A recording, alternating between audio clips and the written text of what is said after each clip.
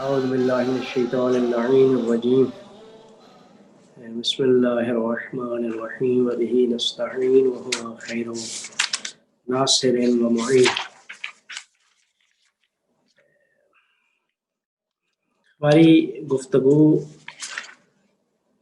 فصوص الحکم کی فصل دوم جو حضرت شیخ علیہ السلام کے متعلق ہے، آج کی دوسری نشست کا آغاز ہوا چاہتا ہے۔ پہلی نشست میں ہم نے حضرت شیخ علیہ السلام کا ایک مختصر زندگی نامہ آپ کے سامنے پیش کیا تھا۔ اب اس فصل کے جو مطالب ہیں ان کے اوپر ہماری گفتگو ہوگی۔ تو چونکہ ہر فصل کو ابن عربی نے کسی نبی کے نام سے مختص کیا ہے، تو جو اس نبی کے نام کا جو معنی ہوتا ہے اس معنی سے حکمتیں نکال کر بیان کی جاتی ہیں۔ تو حضرت شیخ صلی اللہ علیہ وسلم کے متعلق یہ جو فصل ہے، تو شیخ کا مطلب ہدیہ الہی ہے، اسی وجہ سے حضرت شیخ کو ہیبت اللہ کے نام سے یاد کیا جاتا ہے کہ جب قابیل نے حابیل کو قتل کیا تھا تو اللہ تعالیٰ نے حابیل کی جگہ پہ حضرت آدم علیہ السلام کو حضرت شیخ سلام عطا کیے تھے، تو اس وجہ سے حضرت شیخ کو ہیبت اللہ کہا جاتا ہے۔ تو ہیبت اللہ ہدیہ ہے، تو اس وجہ سے ابن عربی نے بھی فصل دوم میں ہدیہ خدا اور عطائے خداوند کریم کے متعلق گفتگو کی ہے۔ جو کچھ اللہ عطا کرتا ہے، جو کچھ اللہ ہدیہ دیتا ہے، بخشش کرتا ہے، تو اس کے متعلق ابن عربی نے گفتگو کیا ہے۔ تو فرماتے ہیں کہ وہ عطا، وہ ویسے بھی ہم اس عالم کائنات میں دیکھ رہے ہیں کہ وحدت الوجود، وحدت حق تعالی سے جو کثرات متجلی ہوئے ہیں، تو ان کثرات جو ہے وہ حق تعالی کی جانب سے عطایا خداوند کریم ہے۔ تو اللہ تعالیٰ کی عطایا وہ ان کثرات میں کثرات کی صورت میں ہمارے پاس موجود ہے۔ تو اب یہ جو عطایا اور مواہب ہیں، اس کے متعلق ابن عربی نے پہلی تقسیم یہ کی ہے اس فصل میں کہ یہ جو عطایا اور بخشش خداوند کریم ہے، یہ یا ذاتی ہے یا اسمائی ہے۔ ذاتی کا مطلب یہ نہیں تھا کہ ذات خداوند کریم کی کوئی عطا ہے۔ پہلے بتایا کہ ذات ابن عربی اور عرفاء کے نزدیک لا اسم لا ولا رسم لا، اس کا نہ کوئی اسم ہے نہ رسم ہے، وہ ہے مطلق ہے، اس تک کسی کی تجلی نہیں ہے اور نہ ہی اس ذات کا کوئی مظہر ہے۔ تو ذات کا مطلب یہ ہے کہ کسی خاص اسم کے ساتھ مختص نہیں ہے۔ عطایا ذاتی کا مطلب یہ ہے کہ کسی خاص اسم کے ساتھ مختص عطایا نہیں ہے۔ اور عطایا اسمائی وہ ہے کہ جو حق تعالیٰ کی جانب سے اس کے بندوں کو عطا ہوتے ہیں، تو یہ جو عطا ہوتے ہیں یہ یا ان کی درخواست پہ ہوتے ہیں یا بغیر درخواست کے ہوتے ہیں۔ یہ پچھلی تقسیم جو پیش کی تھی ہم نے آپ کے سامنے کہ یا لوگوں کی یا عبد کی درخواست پہ ہوتے ہیں یا بغیر درخواست کے ہوتے ہیں. تو یہ جو درخواست کے اوپر ہوتے ہیں بخشش، یا یہ ایک چیز معین کے متعلق درخواست ہوتی ہے یا غیر معین کے متعلق درخواست ہوتی ہے، اس کی وضاحت ہم پہلے پچھلی گفتگو میں دے چکے ہیں. اچھا، اب یہ جو دعا کرتے ہیں، درخواست کرتے ہیں، ان کے متعلق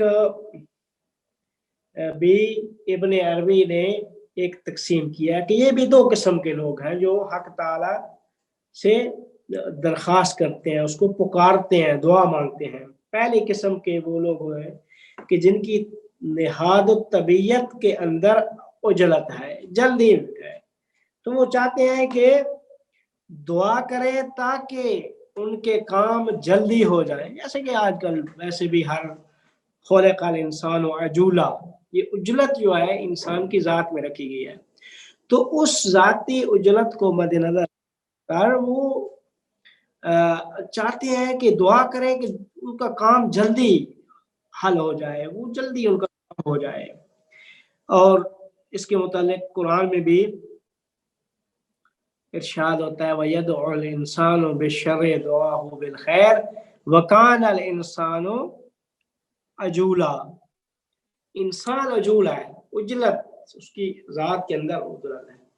تو کہتے ہیں کہ یہ جو درخواست دعا کرتے ہیں یہ 2 قسم کے لوگ ہیں. پہلی قسم وہ ہے کہ جن کی ذات و طبیعت میں عجلت ہے، وہ عجلت کی وجہ سے درخواست کرتے ہیں کہ تاکہ جلد از جلد ان کے کام ہو جائیں. دوسرا گروہ اور طائفہ ان لوگوں کا ہے جو دعا کرتے ہیں اس وجہ سے کہ ان کو معلوم ہے کہ اللہ کے علم میں اس طریقے سے بات موجود ہے کہ بعض چیزیں دعا کے بغیر حاصل نہیں ہوتی.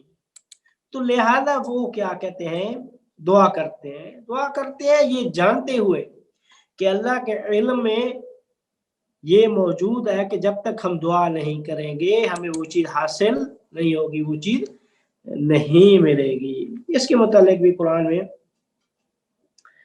اللہ تعالیٰ ارشاد فرمایا قُلْ مَا يَعْبَأُ بِكُمْ رَبِّي لَوْلَا دُعَاؤُكُمْ فَقَدْ كَذَّبْتُمْ فَسَوْفَ يَكُونُ لِزَامًا.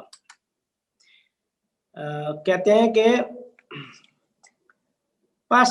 ہیں کہ یہ جو شخص ہے جس کو معلوم ہے کہ اللہ کے علم میں کچھ اس طرح ہے کہ جب تک دعا نہیں کریں گے وہ چیز ہمیں ملے گی نہیں، تو کہتے ہیں کہ وہ شخص احتمال دیتا ہے کہ ہو سکتا ہے کہ مجھے بھی دعا کے بغیر مل جائے، یعنی دعا سے ہی چیز ملے، کہ اللہ کے علم میں جب یہ ہے کہ بعض چیزیں دعا کے بغیر نہیں حاصل ہوتی، تو لہذا وہ شخص احتمال دیتا ہے کہ میں بھی دعا کر کے دیکھتا ہوں، ہو سکتا ہے یہ جو میرا کام ہے یہ دعا کے بغیر حاصل نہ ہو. تو لہذا وہ حق تعالیٰ کی بارگاہ میں دعا کرتا ہے. تو اس کی دعا جو ہے اور تقاضا جو ہے وہ احتیاط کی بنیاد پر ہے، نہ عجلت کی بنیاد پر. اس طرح نہیں ہے کہ اس کی ذات میں عجلت ہے تو چاہتا ہے جلدی کام ہو، نہ، بلکہ وہ محتاط ہے، احتیاطاً دعا کرتا ہے. کیونکہ اللہ کے علم میں کچھ اس طرح ہے کہ جب تک دعا نہیں کروں گا تو حاصل نہیں ہوگی، ہو سکتا ہے کہ میرے یہ کام دعا سے مشروط ہو. البتہ اس کو یہ معلوم نہیں ہے کہ اللہ کے علم میں کیا ہے اس کے متعلق، کہ کون سی چیز اسے عطا ہوگی، کون سی چیز نہیں عطا ہوگی، اور نہ ہی وہ اپنی استعداد کے اوپر اس کو اطلاع ہے، کچھ بھی اسے معلوم نہیں ہے. تو کہتے ہیں کہ یہ جو استعداد کے اوپر مطلع ہونا ہے، یہ ابن عربی کہتا ہے یہ مخفی ترین علوم میں سے یہ ایک علم ہے کہ جب شخص یہ جانتا ہو کہ اللہ تعالیٰ کی طرف سے جو فیض ہے اس کو قبول کرنے کی جو استعداد کے اوپر آگاہی رکھنا بھی ایک مخفی ترین علم ہے. تو کہتے ہیں کہ یہی جو درخواست ہے جو خدا سے وہ کر رہا ہے، ہو سکتا ہے یہ بھی اسی استعداد کا ہی تقاضا ہو، وگرنہ وہ اصل موفق بھی نہ ہوتا کام، یعنی اس کو الزام دینے سے۔ ہو سکتا ہے یہ جو دعا کے کر رہا ہے، یہ دعا بھی اسی استعداد کے تقاضے کے مطابق ہو۔ البتہ کہتے ہیں کہ ابن عربی یہ وہ نہایت روحانی ترقی کا ایک درجہ ہے اہل حضور اور اہل مراقبہ کی۔ تو یہ پچھلی دفعہ بھی میرے خیال میں اس کے متعلق ہم وضاحت پچھلی اس میں کر چکے ہیں۔ اب کہتے ہیں کہ جو لوگ اپنی استعداد کو جانتے ہیں، استعداد کو جانتے ہیں تو اپنی استعداد کے مطابق کہ ان کو اپنی استعداد پہ اطلاع رکھتے ہیں، آگاہی رکھتے ہیں، تو کہتے ہیں یہ دو قسم کے لوگ ہیں، ان کی دو قسمیں، دو گروہ ہیں۔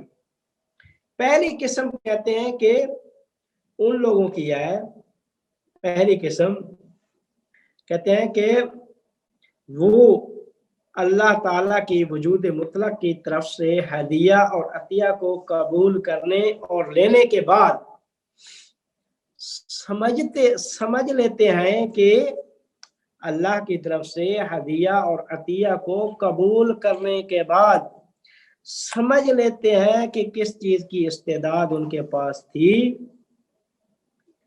کیونکہ وہ یہ بات واضح ہے کہ انہوں نے اسی استعداد کے اندازے کے مطابق دریافت کیا ہے۔ پس جو اپنی استعداد کو جانتے ہیں ان کی پہلی قسم یہ ہے کہ وہ ہدیہ اور عطیہ الہی کو قبول کرنے کے بعد سمجھتے ہیں کہ کس چیز کی استعداد ان کے پاس تھی۔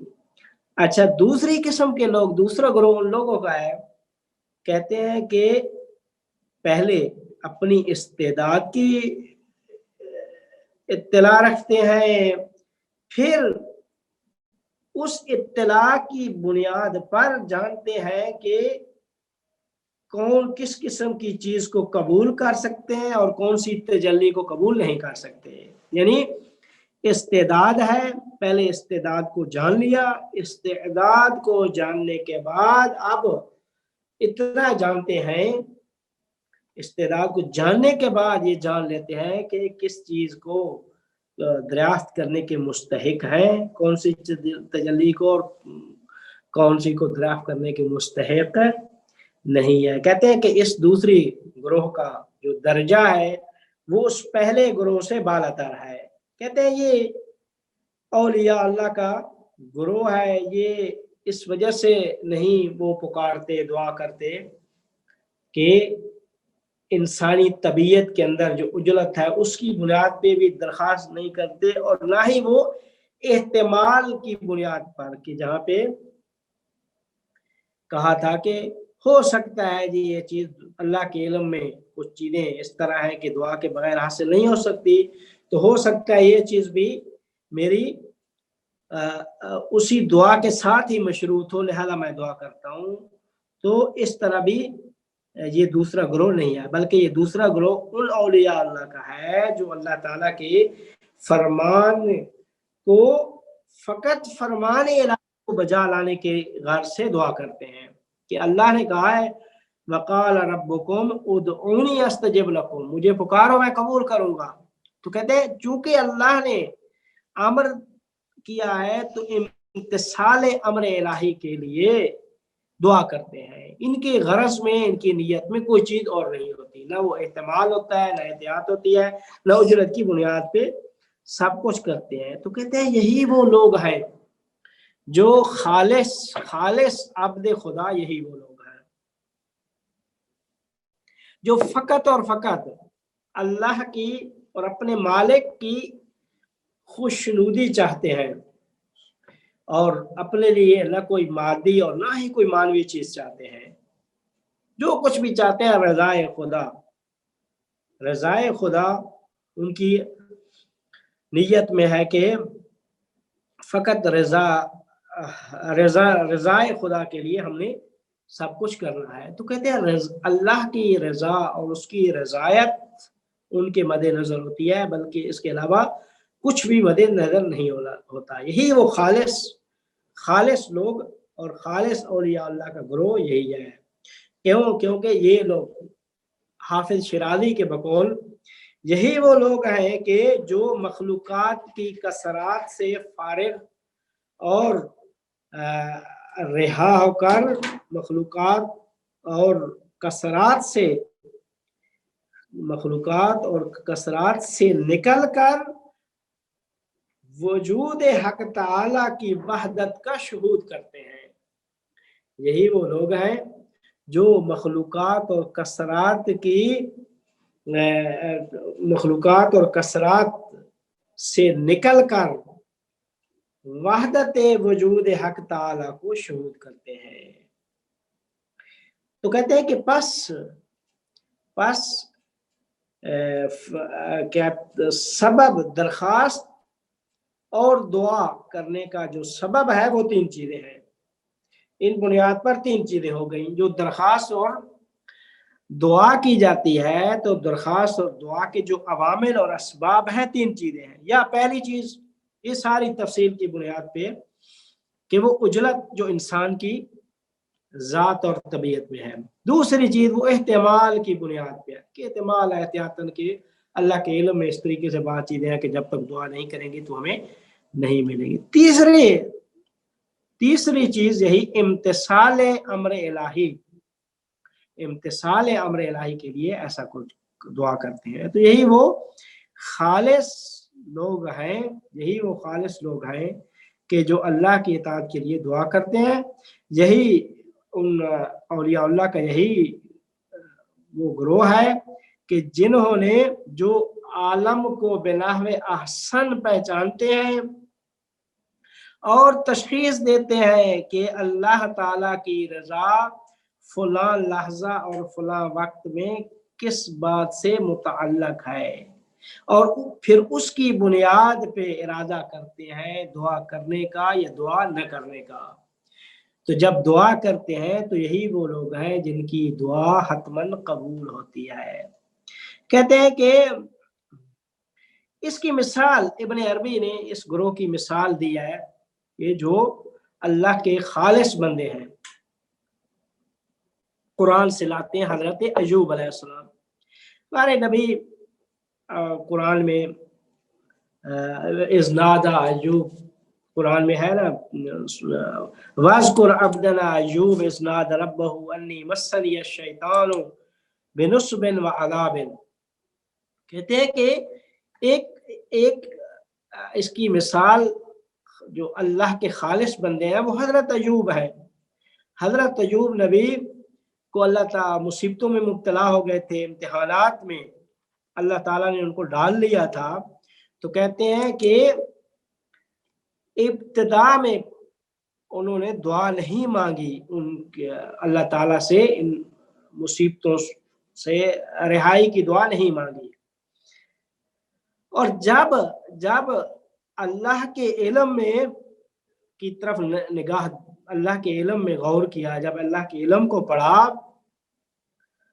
تو کہتے ہیں کہ پھر کہ اللہ کی رضا کس چیز میں ہے، پھر انہوں نے اپنے دست دعا بلند کیے تو اللہ تعالیٰ نے ان کی مشکل کو حل کر دیا. یعنی کافی عرصہ جب تک مصیبتوں میں مبتلا رہے تو انہوں نے نہیں دعا کی، لیکن ان کو معلوم تھا کہ رضایت خدا اس میں ہے.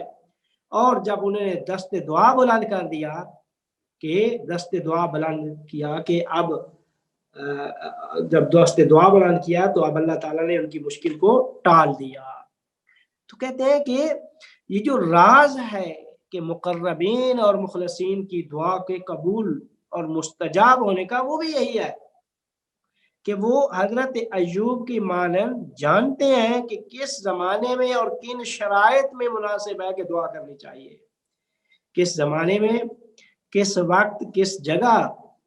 ان کو معلوم ہے کہ کون سی شرائط مناسب ہے کہ جن کے ان کو دعا کرنی چاہیے.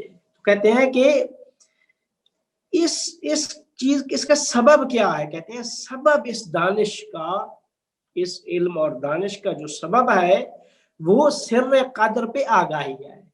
औलिया अल्लाह की सिर्र, वो जो सिर्र कद्र है ना, इसको सिर्र कद्र बहुत सारी ताबीर फसूस में इन्होंने सिर्रुल कद्र के नाम से याद किया।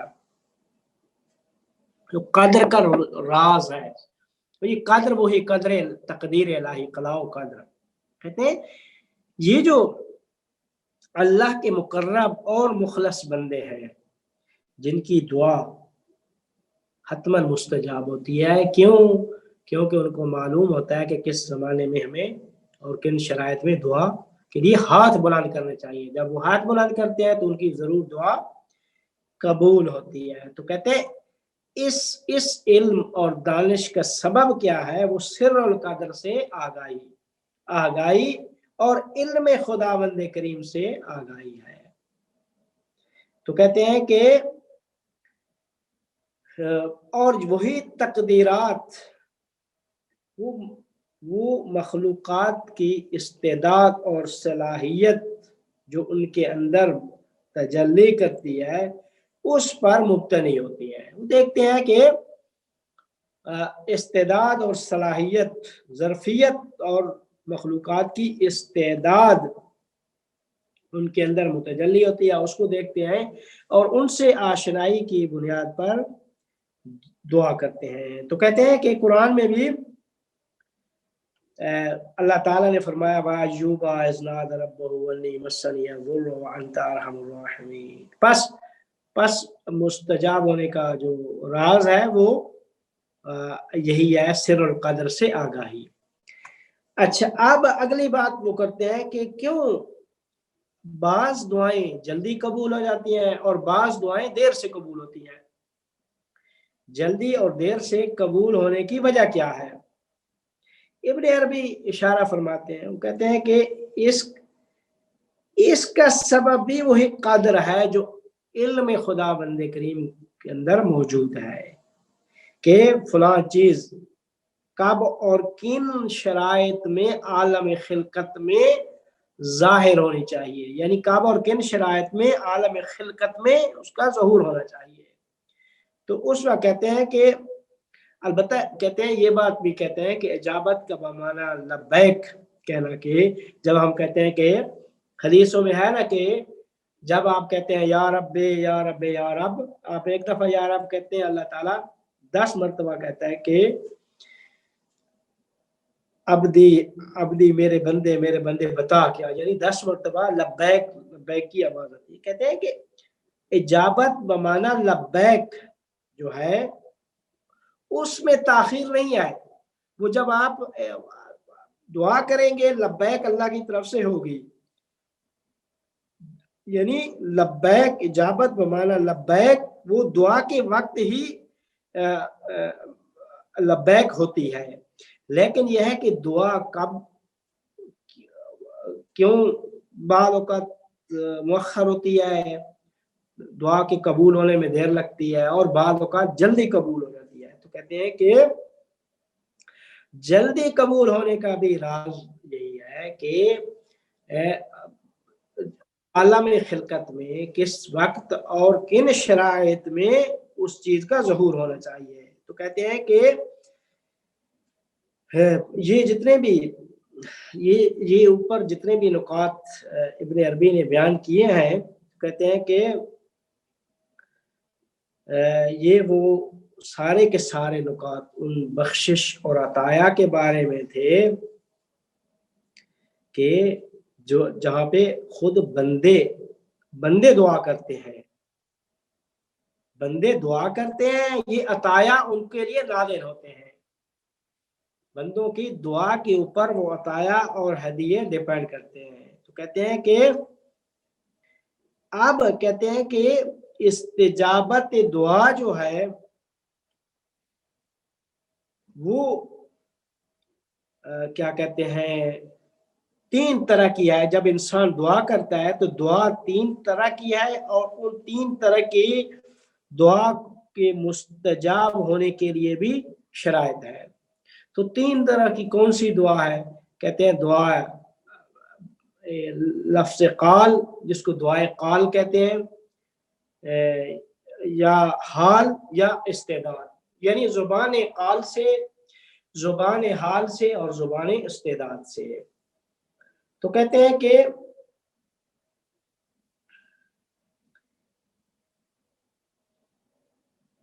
عموماً جو دعا مراد لی جاتی ہے وہ دعا قال والی الفاظ، جب ہم کہتے ہیں جی دعا ہاتھ بلند کرتے ہیں، کہتے ہیں پروردگار ہمیں فلاں چیز عطا کر، یہ ہمارے الفاظ ہیں۔ تو کہتے ہیں وہ دعا فقط الفاظ اور گفتار سے ادا نہیں ہوتی، بلکہ دعا کے لیے دو اور بھی حالات بیان کیے گئے ہیں۔ ایک حالت وہ لسان حال ہے، زبان حال، دوسری ہے زبان استعداد۔ کہتے ہیں کہ خداوند کریم کی تجلی کو دریافت کرنے کے لیے ان تین قسم کی درخواستوں میں سے ایک کا ہونا ضروری ہے، یعنی یا زبان حال سے کریں گے، یا زبان قال سے، یا زبان استعداد سے۔ تو کہتے ہیں کہ اگر زبان قال اور زبان حال انسان کی وہ اس کی استعداد کے مطابق ہو، زبان قال اور زبان حال اگر انسان کی زبان استعداد کے مطابق ہو تو ناممکن ہے کہ دعا مستجاب نہ ہو، ناممکن ہے کہ دعا مستجاب نہ ہو۔ تو کہتے ہیں اگر واقعاً کسی چیز میں کسی کے پاس کسی چیز کی استعداد تھی تو استعداد کا تقاضا یہ ہے کہ عالم بالا سے، چونکہ اللہ کی طرف سے اللہ بخیل نہیں ہے، اللہ فیاض، اللہ کا جواد، اللہ کا ایک اسم جواد ہے۔ جواد کا مطلب ہے کہ آپ پکاریں وہ آپ کو حتماً عطا کرنے والا ہے۔ تو کہتے ہیں جواد کی طرف سے بخل نہیں ہے۔ جب بخل نہیں ہے تو جب ایک چیز کے اندر استعداد ہے اور عالم بالا سے کوئی بخل و عجز بھی نہیں ہے تو اس کی دعا کیا ہے، فوراً، چونکہ دعا درجے کمال پہ ہوگی جب یعنی زبان استعداد والی، تو حتماً کیا ہے وہ مستجاب ہوگی۔ تو بس اصل یہ ہے، کہتے ہیں کہ اصل یہ ہے کہ آپ کی زبان قال و حال زبان استعداد کے ساتھ ہم آہنگ ہو جائے، تو تب زبان استعداد کے ساتھ ہم آہنگ ہو جائے تو تب آپ کی دعا ہر صورت میں مستجاب ہوگی۔ تو کہتے ہیں کہ اگر ہمارے ظاہر اور باطن یا استعداد اور ظرفیت جو اللہ کے علم میں ہے ان میں ہم خانی نہ ہو، مطابقت نہ ہو، تو کہتے ہیں کہ یہ ہم چاہتے ہوئے یا نہ چاہتے ہوئے منافقت کا شکار ہو جائیں گے، یہ نفاق ہے۔ ہمارا ظاہر باطن کے مطابق نہ ہو اور ہماری استعداد جو اللہ کے علم ہے، ہماری زبان گفتار اس استعداد کے مطابق نہ ہو تو یہ نفاق و منافقت ہے۔ تو دوسرے لفظ مطلب یہ ہوگا کہ پھر ہم اپنے آپ کے ساتھ در حال جنگ ہستی، یعنی ہم حالت جنگ میں ہیں، پھر اپنے آپ سے جنگ کر رہے ہیں، ہمارا ظاہر اور ہمارا باطن کیا ہے وہ مطابقت نہیں رکھ رہا۔ تو کہتے ہیں کہ اگر زبان استعداد سے دعا کریں گے تو خدا بند کریم بھی ہماری استعداد و ظرفیت کے مطابق ہماری ظرف کے اندر اس کی تجلی ہوگی، ہمارے ظرف کے اندر اتنی ہی تجلی ہوگی۔ جب تجلی ہوگی تو اس قسم کی دعا برداشت نہیں ہے دعا کی، یعنی حتماً قبول ہوگی۔ تو اس بارے میں قرآن کریم کی سورہ ابراہیم کی آیت ہے، وَآتَاكُم مِّن كُلِّ مَا سَأَلْتُمُوهُ، اللہ تم کو عطا کرتا ہے تم جس چیز کے بارے میں بھی تم اس سے سوال کرتے ہو مانگتے ہو. وَإِن تَعُدُّوا نِعْمَتَ اللَّهِ لَا تُحْصُوهَا، اگر تم اللہ کی نعمتوں کو شمار کرنا چاہو تو شمار نہیں کر سکتے. ان الانسان لظلوم کفار، انسان ستمگر بھی ہے اور ناشکرہ بھی ہے. تو کہتے ہیں کہ زبان استعداد تک پہنچنا، یہ ابن عربی کہتے ہیں کہ یہ مخفی ترین علم ہے. زبان استعداد، ہم کیسے جانیں کہ ہماری یہ زبان استعداد جو ہم زبان گفتار ہے اور اس کے مطابق ہے نہیں ہے، کیسے جانے کہ یہ ہماری زبان استعداد ہے؟ کہتے ہیں زبان استعداد تک پہنچنا اور رسائی حاصل کرنا یہ مخفی ترین چیز ہے کہ جس تک پہنچنا بہت ہی مشکل کام ہے. زبان استعداد تھا.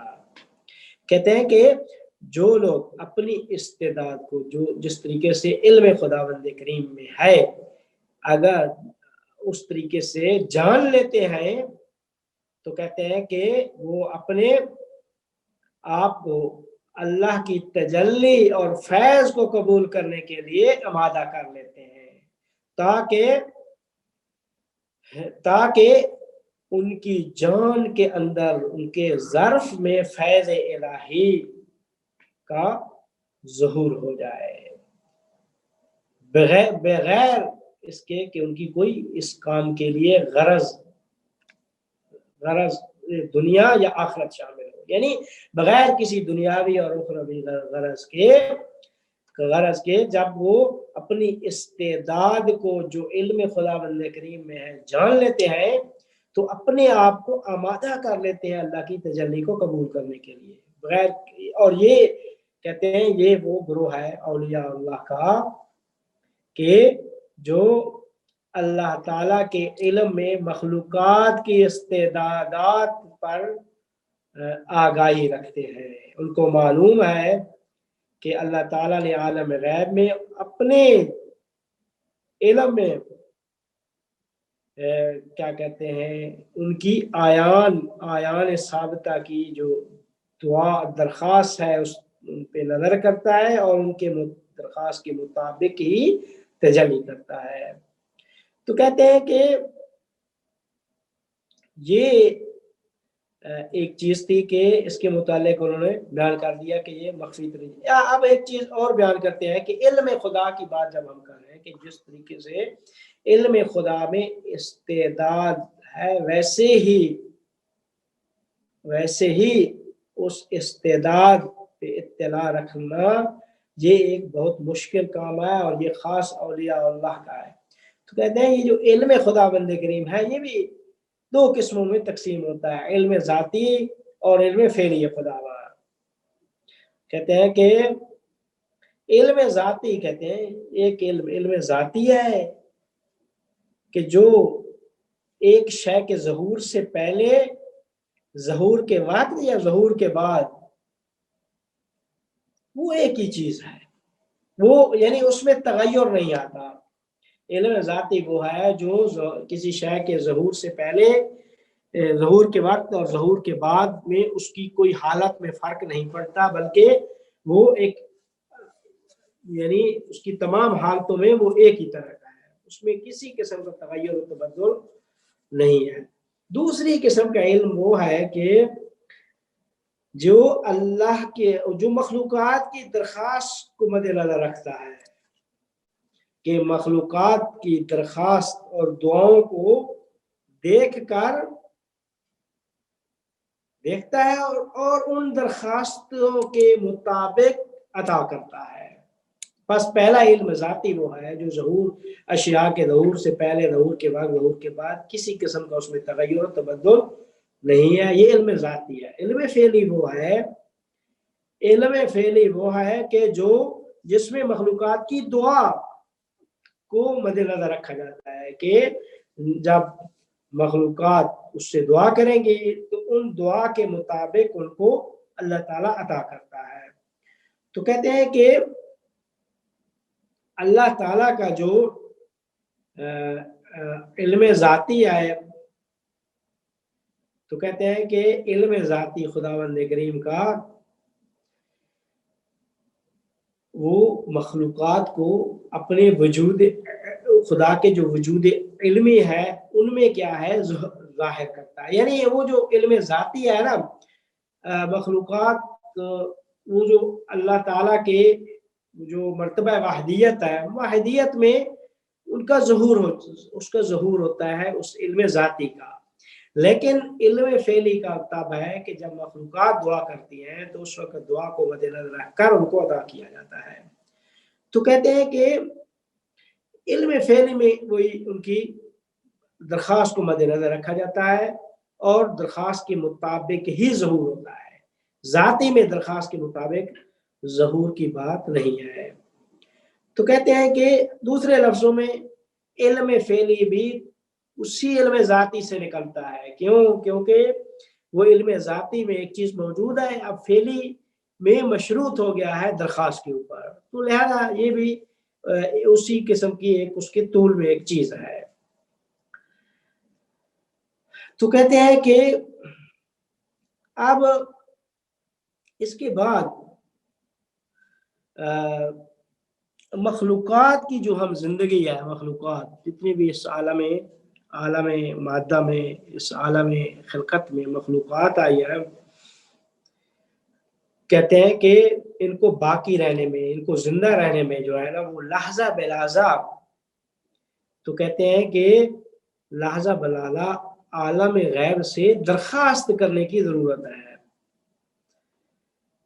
تو کہتے ہیں کہ لحظہ بے لحظہ درخواست اور یہ درخواست کے مطابق ہی اس عالم میں ظہور ہوتا ہے چاہے وہ درخواست استعداد سے ہو یا زبان حال سے ہو یا زبان مقال سے ہو. تو کہتے ہیں کہ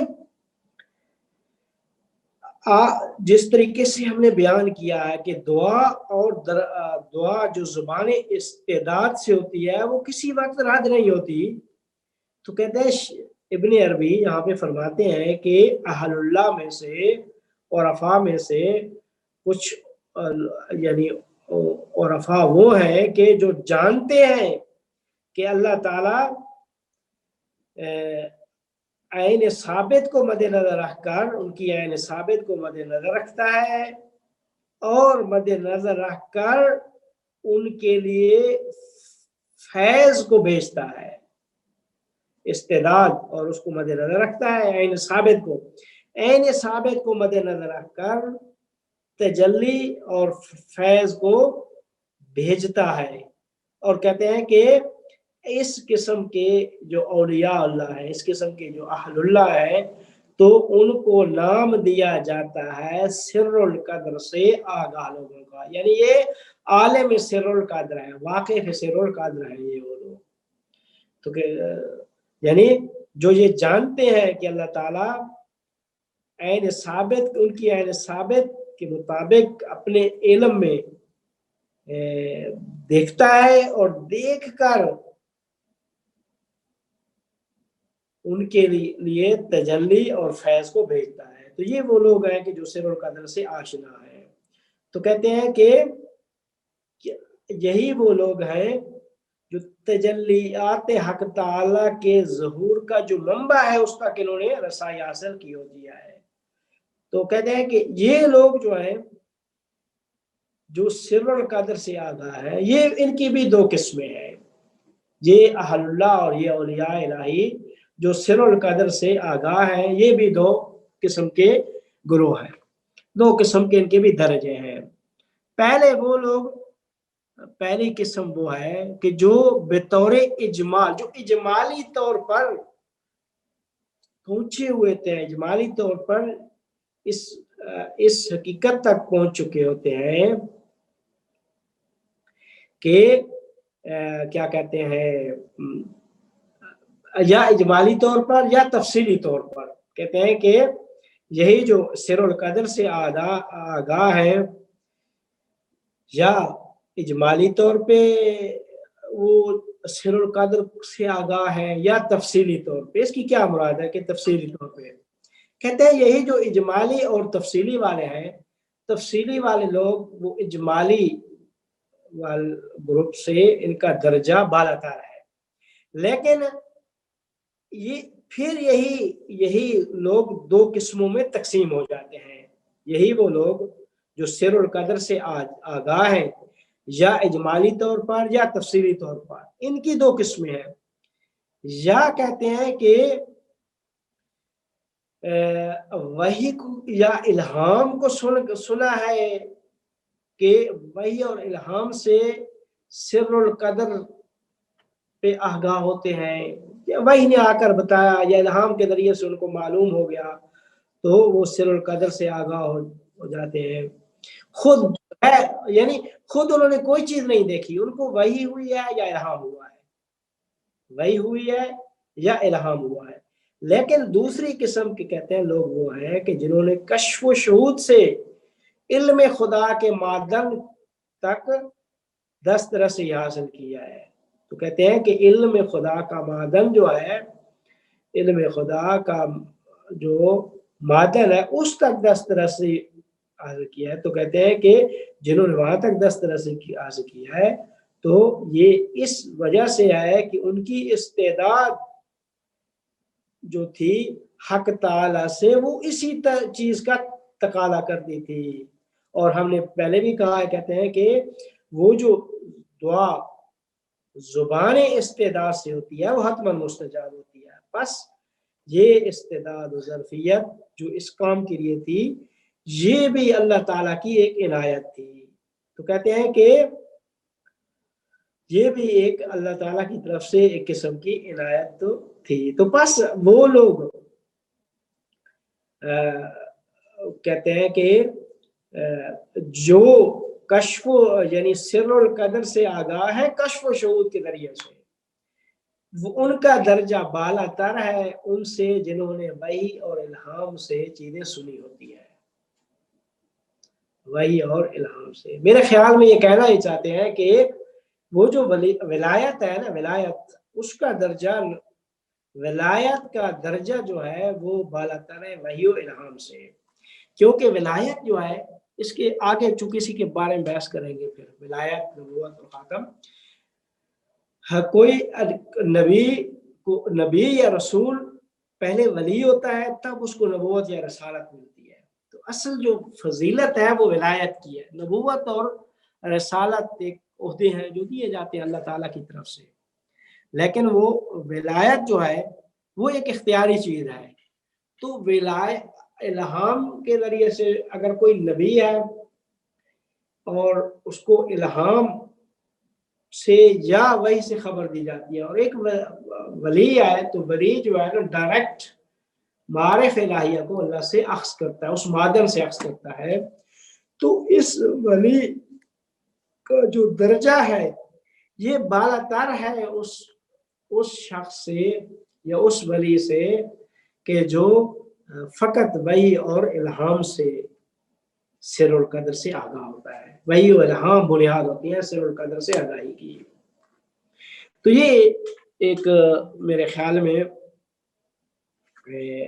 یہاں تک تفصیل تھی. آگے پھر وہ کہتے ہیں کہ پھر پچھلی بحث کی طرف پلٹ آتے ہیں، عطایا الہی اور مواہب الہی، اللہ ہبت اللہ کی پھر بحث کہ اللہ کی عطا اور اللہ کی اس کی بحث. انشاءاللہ آگے بڑی دلچسپ ایک بحث ہے، پھر ولایت و نبوت کی بحث لے کر آتے ہیں.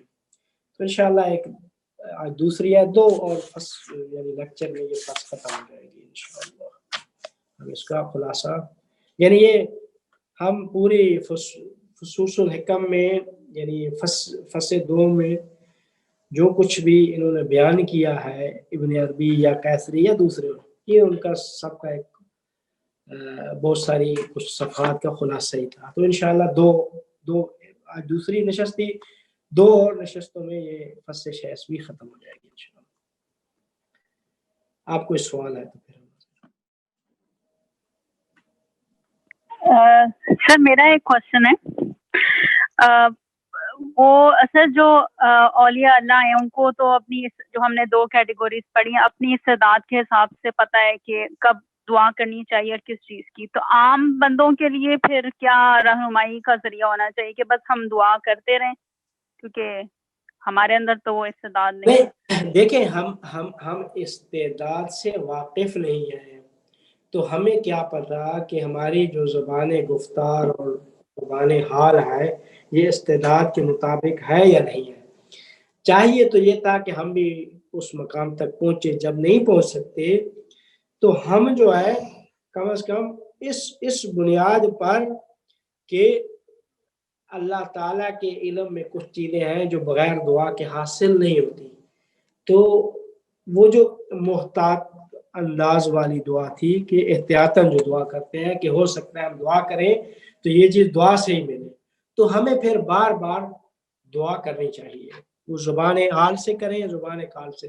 زبان استعداد سے چونکہ واقفیت نہیں ہے تو لہذا بسا اوقات آپ کی زبان قال اور زبان حال مطابقت جب رکھے گی تو اس وقت آپ کی دعا بھی فوراً مستجاب ہو جائے گی. سر، اور استعداد کو اگر آسان لفظوں میں کسی کو سمجھانا ہو تو کیا ہم کیسے؟ کئی دفعہ ہم میں سے کئیوں کی دعا بھی پوری ہو جاتی ہے تو وہ شاید استعداد ہماری مل جاتی ہے. دیکھیں وہ جو ہو جاتی ہے نا، دیکھیں اصل میں ہوتا یہ ہے کہ بس اوقات جلدی ہو جاتی ہے تو فوراً آپ کی وہ جو دعا زبان حال یا زبان قال والی ہے وہ استعداد کے مطابق ہو جاتی ہے. آپ کو نہیں معلوم کہ یہ میری استعداد تھی، لیکن جب ہوتی ہے تو اس کا مطلب یہ ہے کہ زبان استعداد کا تقاضا یہی تھا، چونکہ زبان استعداد والی کسی صورت میں رد نہیں ہو سکتی، وہ ہر صورت میں مستجاب ہے. ٹھیک. السلام علیکم حامد صاحب، اگر آپ تھوڑا سا استعداد کو مجھے سمجھا دیں، مطلب مجھے تھوڑی سی دقت ہو رہی ہے. استعداد یعنی جو کچھ دیکھیں آپ کی عین ثابت جو کچھ آپ کی ہیں، آپ کی حقیقت جو ہے نا وہ ساری کی ساری جو کچھ وہ پہلے سے علم خدا میں معین ہو چکی ہے جو کچھ، تو وہ اب ہو سکتا ہے کہ وہ اب تقاضا کر رہی ہو کہ آپ دعا کریں گے تو فلاں چیز آپ کو تب ملے گی. بس اوقات یہ ہوتا ہے کہ وہ کیا کہتے ہیں، چونکہ اس استعداد میں یہ ہے کہ یہ چیز آپ کو فلاں وقت میں ملے گی اور آپ دعا کرتے رہتے ہیں، لیکن وقت جب آتا ہے تو آپ کی دعا قبول ہو جاتی ہے. کیونکہ آپ کی اس زبان استعداد جو تھی وہ اس زمانے کے ساتھ مشروط تھی. استعداد میں لکھا تھا کہ یہ فلاں وقت پہ آپ کو یہ چیز ملے گی. استعداد یعنی جو کچھ علم خدا میں سب جو کچھ آپ ہیں نا، آپ کا علم خدا میں ہونا اول سے آخر تک آپ کی حقیقت. جی شکریہ، تھینک یو. جی السلام علیکم. آگے وعلیکم اچھا، اگر السلام. اس میں ایک سوال جو میرے ذہن میں آ رہا ہے وہ یہ کہ فرض کر لیں کہ آپ نے کسی وقت دعا مانگی اور سپوز کہ اس وقت وہ وقت دعا کے قبول ہونے کا وقت یا دعا کے قبول ہونے کی گھڑی نہیں ہے. اب جب ہم نے ایک مرتبہ دعا مانگ لی یا ہمارے منہ سے کچھ کلمات ہم نے نکال لیے، تو کیا پھر لازمی بات ہے کہ جب اس دعا کے قبول ہونے کا وقت آئے گا تو وہ ہو جائے گی، یا کہ پھر یہ کہ جب وہ وقت آئے گا تو اس وقت دعا کا دوبارہ مانگنا ضروری ہے؟ نہیں، دوبارہ مانگنا ضروری نہیں ہے. دیکھیں وہ تو زبان قال بن جائے گی نا. اس زبان استعداد اصل چیز ہے، زبان استعداد. ٹھیک ہے، مطلب کہ جب آپ نے ایک مرتبہ دعا مانگ لی تو وہ اب مطلب سٹورڈ ہے، جب اس کا وقت آئے گا تو وہ لازماً پھر پوری ہونی ہے اگر استعداد کے اندر ہے. جی. اور جو جلدی قبول ہو جاتی ہیں تو اس کا مطلب ہوتا ہے کہ وہ زبان حال والی استعداد کے مطابق ہو گئی ہے تو دعا قبول ہو جاتی ہے فوراً. ٹھیک. جی مجھے بس پوچھنا تھا کہ یہ استعداد کیا معین ہے یا اس کو بڑھایا بھی جا سکتا ہے جانے بغیر؟ نہیں، بڑھایا بھی معین ہے. جی درست. جی یہ معین ہے استعداد. یہ وہی استعداد یعنی عین ثابت جس کو ابن عربی نے نام دیا آیان ثابتہ کا. وہاں پہ یہی بات کی ہے نا کہ اہل اللہ اور رفا وہی بڑے درجے والے ہیں کہ جو آیان اپنی عین ثابت اور دوسروں کی آیان ثابتہ پہ इत्तला रखते हैं, आगाही रखते हैं। तो ये औलिया अल्लाह, अंबिया, औलिया, ये चूंकि आयान साबिता पे आगाही होती है इनको, तो इस वजह से सबके हाल, सबकी हकीकत उनको मालूम होती है। आयान साबिता, वही आयन साबित, वही इस्तेदाद इंसान की, जो वो इल्म अल्लाह में मौजूद है, जो कुछ वो तो अज़ल से है, और उसमें किसी किस्म की वो नहीं है कि आप उसको बढ़ा सके। हो सकता है उस इस्तेदाद में ये चीज हो कि आप मसलन जो कुछ भी होगा यानी अव्वल से आखिर तक वहां पे मौजूद है। अच्छा सर, इसमें फिर वो कैसे, सॉरी, अच्छा मैं बात कर रही थी, आप कर लें फिर मैं पूछती हूँ सवाल। हो चुकी बात, कर ली। हो चुकी बात। अच्छा सर, वो जो नबी सल्लल्लाहु अलैहि वसल्लम की हदीस है, वो जो वाक़या आता है कि कुछ लोग जो फंस गए थे और फिर वो उन्होंने अल्लाह ताला को वास्ता दिया अपने नेकियों का, और वो पत्थर हटता गया गार से, वो निकल आए।